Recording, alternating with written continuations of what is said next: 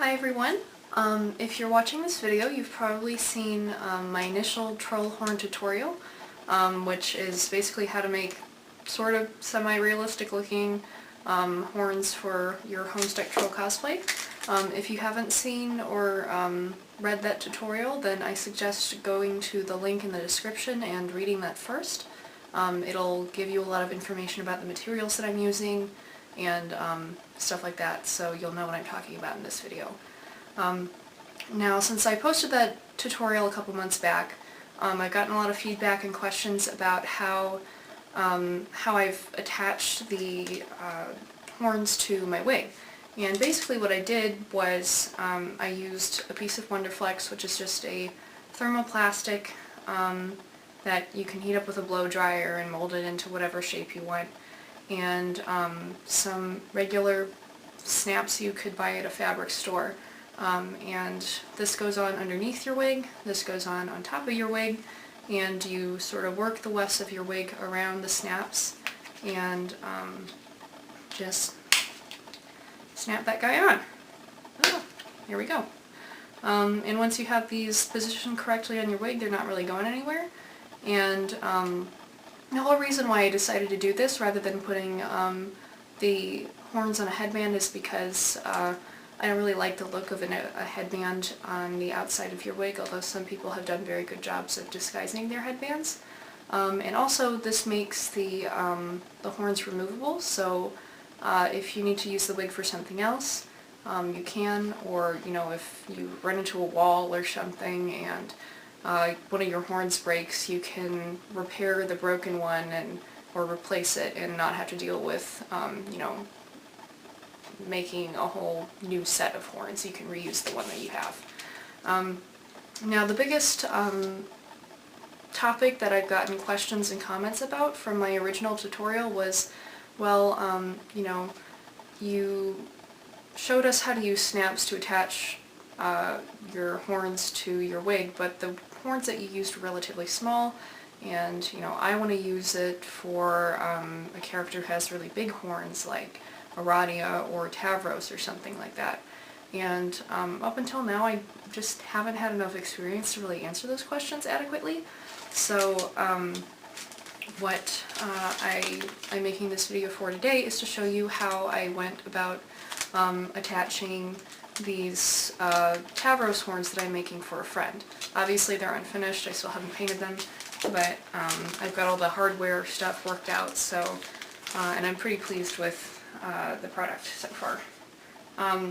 So the first thing is I didn't use snaps. The basic principles are the same.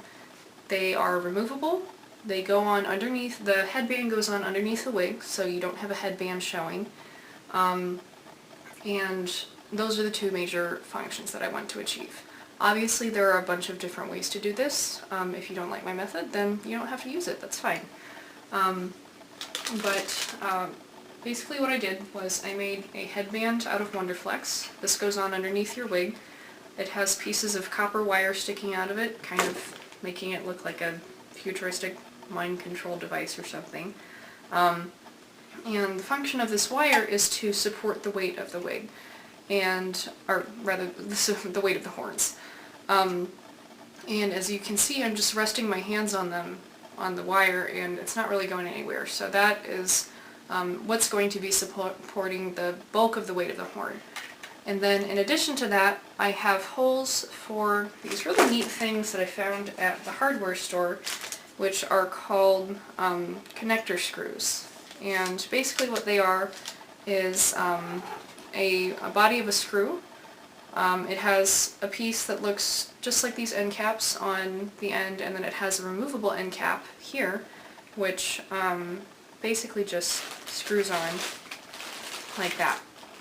And I had to do some work to get these screws to not, rotate freely once I had them embedded in the foam. Basically what I did was I glued them both to a piece of cardboard and cut a hole in the middle of it so that this copper wire could go through the middle. And I basically immobilized both of these screws and made them dependent on each other's positions so that they wouldn't rotate freely when I, had to screw these things on.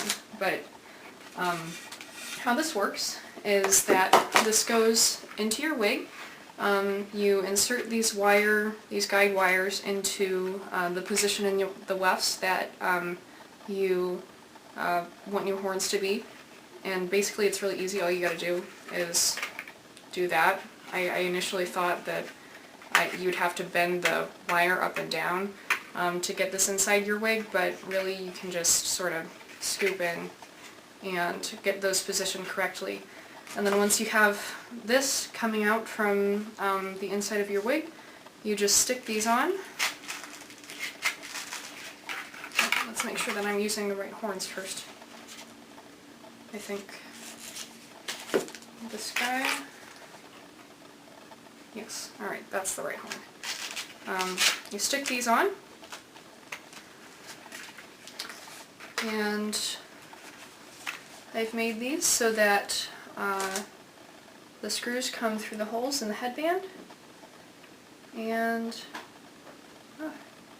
these are a little hard to get started, but once you get them started, you just screw on the end caps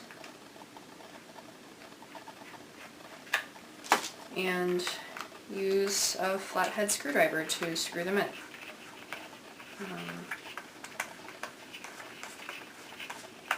And once they're in, they're very secure. They're not going anywhere.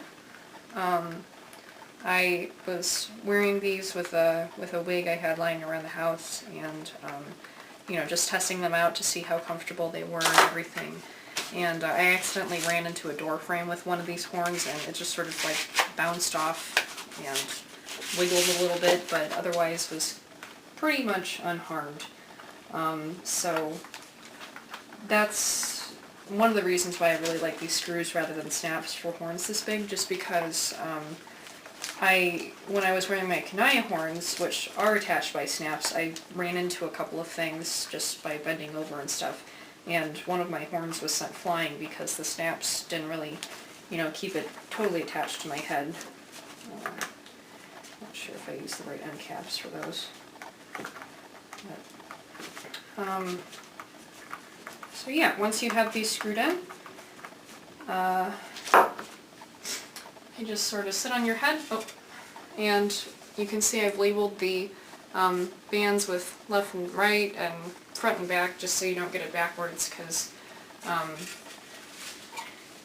they're not unidirectional. They don't go on in all directions. And it basically sort of sits on your head like that.